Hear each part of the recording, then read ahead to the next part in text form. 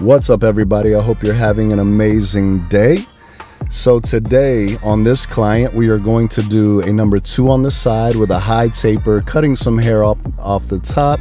We're not going to touch his beard because he does his own beard. However, we are going to fade the top of the beard in so that way he doesn't walk out with just a blunt line.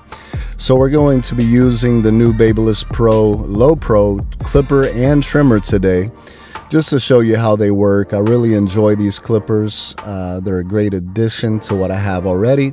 So right now we're just going to go ahead and start from the back, working our way back, just in sections using clipper over finger.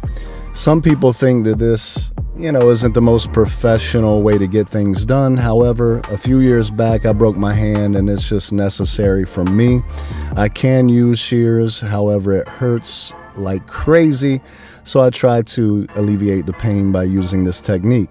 As you can see, not only are we working in sections, but when it comes to the round of the head and that parietal ridge area, then we'll go ahead and just curve our fingers and tie that all in.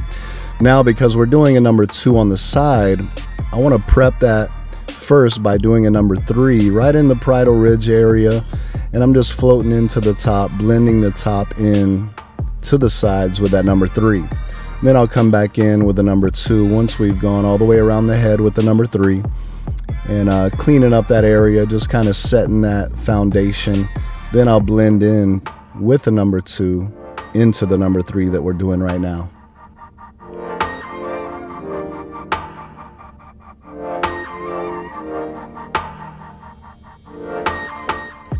As you can see, I'm dropping just a little bit lower in the back, trying to preserve that crown area to give him a little bit of length that he can comb.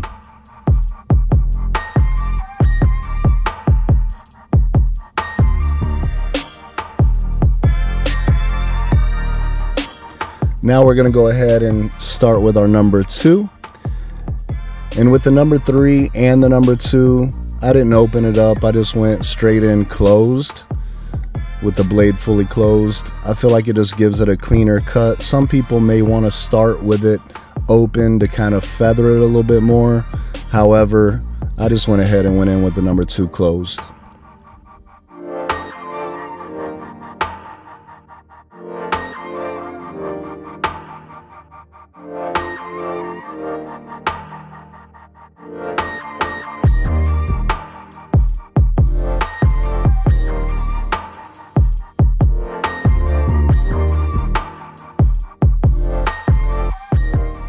Right now, using this Babyliss Low Pros, because I really didn't like the blade that I had on it originally, or that it came with, I put a taper blade on there, a Babyliss taper blade.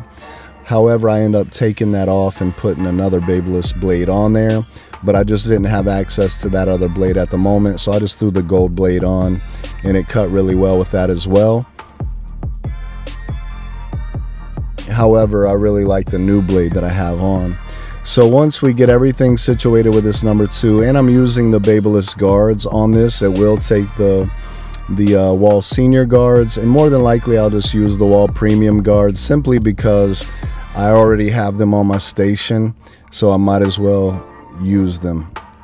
So now we came in first with the clipper closed all the way, creating that first guideline. The reason I didn't just punch it in with the trimmer is simply because it's easier to take the line out whenever you just do it with the clipper itself.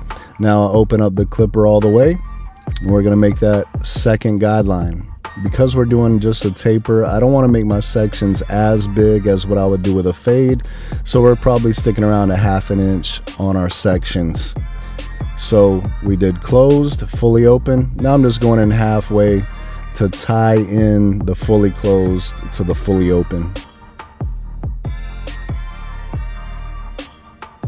As you can see, if I see dark spots, I just use the corners to tap at those dark spots to give us a better blend.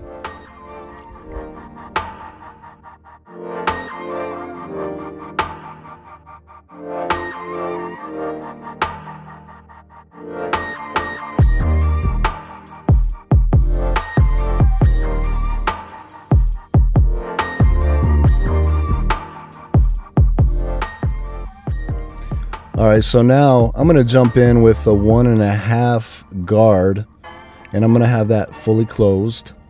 And I'm just going to go ahead and just blend that into the number 2 that we had already.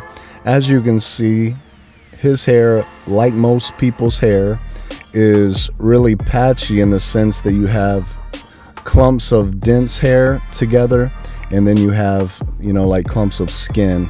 Also, there's some darker spots, you know, so in the parietal ridge area, it does get kind of choppy in that area, and I'll have to come back in and try to, you know, work that with my shears and my thinning shears to try to get some of those dark lines that you see kind of coming down like icicles. Good analogy, right? I'll have to, you know, try to work on those. You can't always get those out. Sometimes they're very challenging, but we're going to do the best that we can. So once I came in with that 1.5, now I'm just going to go ahead and grab the 1 open and blend beneath the darkest guideline into the 1.5 guard that we did just a moment ago, making sure that I get behind the ears, leaning my clipper in a way that creates a nice transition or taper behind the ear as well.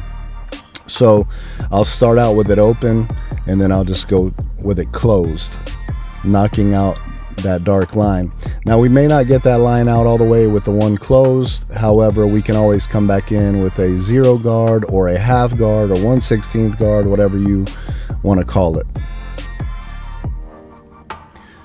And as you know, we're not working on perfection. We're just trying to get a good foundation laid, and then we can try to perfect the cut a little bit later. So now I'm coming in with my half guard and just tapping at any dark spots I see around that line area to try to remove that line and just give us a good transition. Because he has so many light spots where the skin shows through, it does make it challenging because it is going to look a little more patchy. But that's something we have to work with as barbers. And, you know, we'll come back in with the shears later and just kind of tap at those dark spots. So now I'm just going to come in and bald out with the Babyliss Pro Low Pro trimmers. As you can see, once I bald out that bottom area, I just come in tapping with the corner of the blade, you know, to knock out any dark spots to help hide the line that we created earlier. So then I'll drop a little bit lower and just use my FX3 shaver and just come in, bald that out, and I'll still tap with the corners of the shaver as well. Corners are your friend. The more you can tap around with corners, the better off. So I didn't want to just punch in a hard line. However, I wanted to show you how these things hit. They hit beautifully and they bald out beautifully. So not only do they create nice sharp lines, but they also mow through bulk as well. So I'm really enjoying these trimmers.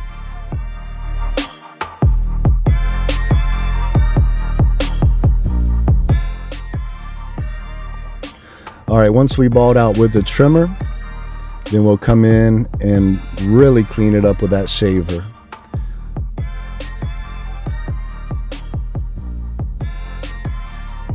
And I might not take the shaver all the way up to the line, but I get pretty close to it. So now I'm going to come in, make my second guideline with the blade fully open. And as you can see, they cut really clean.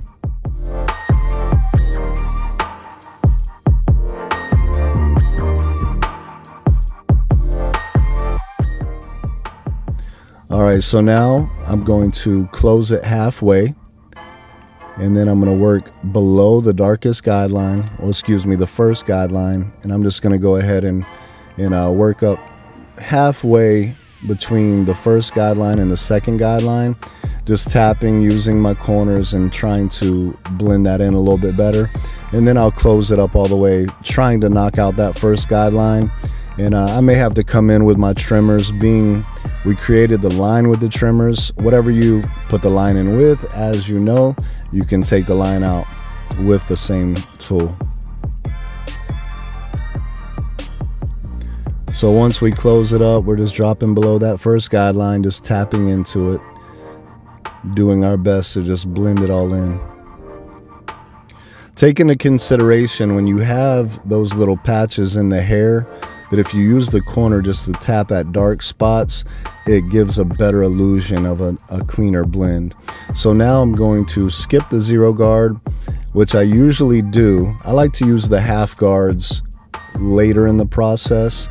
So I like to use, you know, just the closed blade, open blade, then I use the half, and then I'll just skip a half guard and then jump right into the number 1 guard.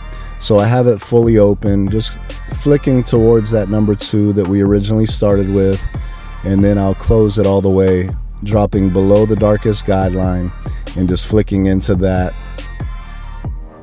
to blend that number 1 into the 1 open we just did. Now, once again, we will not take the line out completely with that number 1 closed, so we'll end up grabbing the half guard at that point and then working on that line.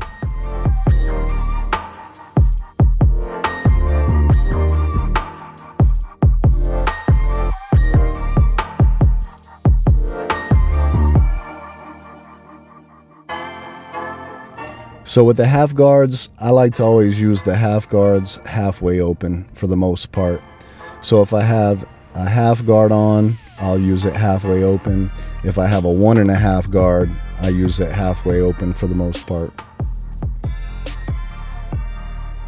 Now, as you can see, with that half guard halfway open, just tapping around at that line, we're starting to, you know, just tie it in a little bit better. So now I'm going to come in with a 1.5 halfway open and just blend the 1 open guard into the number 2 guard with this 1.5 halfway open. And as you can see, he has dark spots in his hair. So some of those dark spots, they're going to stay dark even though we run over it with the proper guards. We may just have to come in with thinning shears afterwards and tap at the darker spots to give us a better blend. Now I'm going to come in and just lightly hit up his lines to give him some sharp, crispy lines. And watch, boom, boom. These things are hitting really nice. Now some people may say, did they hit really nice coming out of the box? I don't know. I didn't try them. I always 0 gap everything as soon as I pull it out of the box.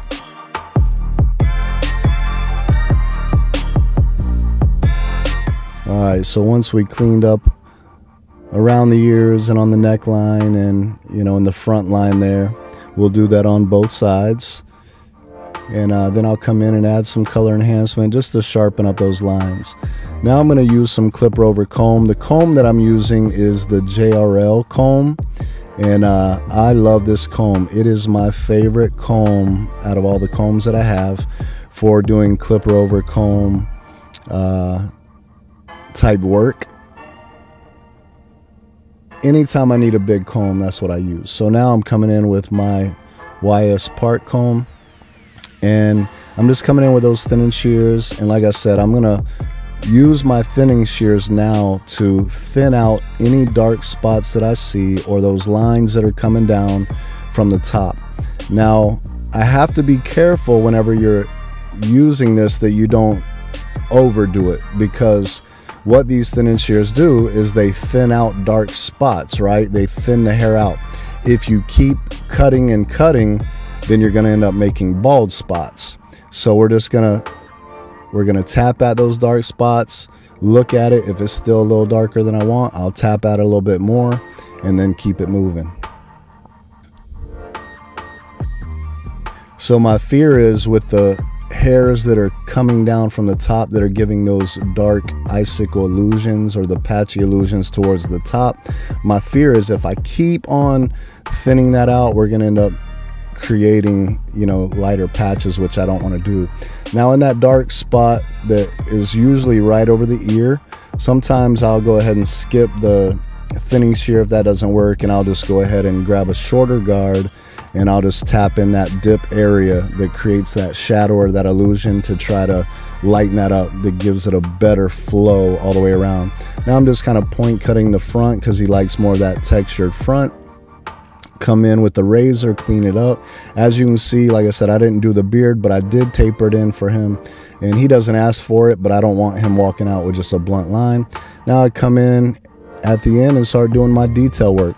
Now I apologize, I lost some footage, so I did not get to show you the full you know, reveal at the end, but as you can see from the blend, it's coming together nicely. And I'll come in and do some point cutting with my shears just there again in those little dark spots that I see, to help give this blend, you know, just a smoother look. So what I'm looking for is just little dark spots, and I just tap at them with my shears. Then I come in and I put the wrong kind of gel in his head at first. I was trying a new product, I didn't like it, so I had to go back. But that is the finished product. I hope you enjoyed this tutorial. Until next time, God bless you guys. Make sure you subscribe and all that wonderful stuff. Peace. God bless you.